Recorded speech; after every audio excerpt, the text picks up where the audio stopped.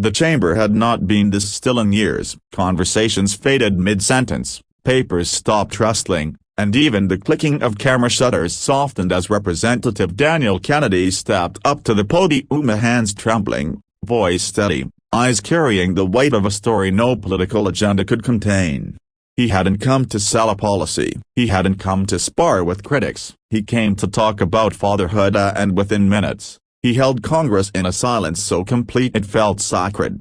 Kennedy's speech began not with statistics or party lines, but with a confession. When my son stopped speaking to me, he said, I realized it's possible to represent 500,000 people and still fail the one person who calls you dad. The words cut through the hall with an honesty Washington rarely hears. For a moment even his political rivals or those who had prepared notes to rebut his expected proposals forgot their arguments. Kennedy spoke not as a lawmaker but as a father confronting the uncomfortable truth that public service often comes at the cost of private relationships. He described late nights at the Capitol as his marriage strained, his son's school events missed, and how he justified it all as sacrifice for the greater good. But when his teenage son left a note on his desk, I know you love the country, Dad. I just wish you loved us the same way. Kennedy said the fatal Section 8 cracked. Some members visibly swallowed hard. He shared how that note pushed him to seek help, to rebuild trust, to relearn the simplest rituals, eating dinner together, walking the dog as a family, truly listening to his child without phone calls or political strategy whispering in the background. And that was only the beginning. The emotional center of the speech came when Kennedy introduced two guests in the gallery, a young father named Marcus, who worked 2 jobs to keep his daughter enrolled in a reading program, and Rosa, a single mother who had fought through homelessness to reunite with her son after battling addiction. They are not statistics, Kennedy said, gesturing toward them. They're reminders that parenting is the hardest job in America and too often, the loneliest. He wove their challenges into his own, painting a picture of a country where parents love fiercely but struggle silently, overwhelmed by work, financial pressure, and the impossible task of being everything at once. Some in Congress lowered their eyes, others nodded slowly, recognizing pieces of their own lives in the story.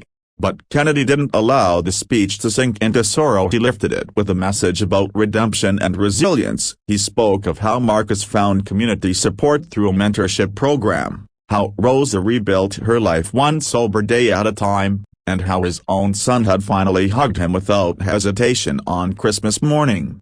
When a nation strengthens its families, Kennedy said, it strengthens its future. He wasn't pushing a bill, not today. Instead, he extended a challenge, for lawmakers to remember the human heart behind every policy decision, to look beyond party divides and see the parents working overtime, the single caregivers barely sleeping, and the children waiting for someone to show up.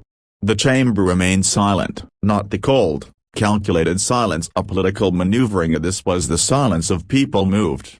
As Kennedy concluded, he spoke with a tremor that carried both vulnerability and conviction. We can debate taxes, borders, budgets, and bridges, he said, but if we fail to support the families who hold this nation together, every victory will be hollow. I stand before you not as a Democrat, not as a Republican, but as a father who learned too late that love needs time. My hope is that America won't make the same mistake. He stepped back from the podium. No applause, no immediate reaction, just a quiet, reflective stillness that seemed to stretch longer than any filibuster ever had. Only after several seconds did members begin to rise, first a few, then many, until the whole chamber stood in an unspoken acknowledgement of the speech's truth. Outside, reporters rushed to capture reactions, but most members brushed past them, still processing the emotion of what they'd witnessed. It wasn't a political win. It wasn't a headline grab. It was something deeper. Kennedy's speech spread quickly across social media, embraced not for controversy but for its humanity. Parents shared it late at night after putting their kids to bed. Teachers played it for students learning about civic responsibility. Thousands emailed their representatives urging them to listen like Kennedy. And in living rooms across the country, people who felt unseen suddenly felt understood. By the time the sun rose the next morning, one message from the speech continued to echo.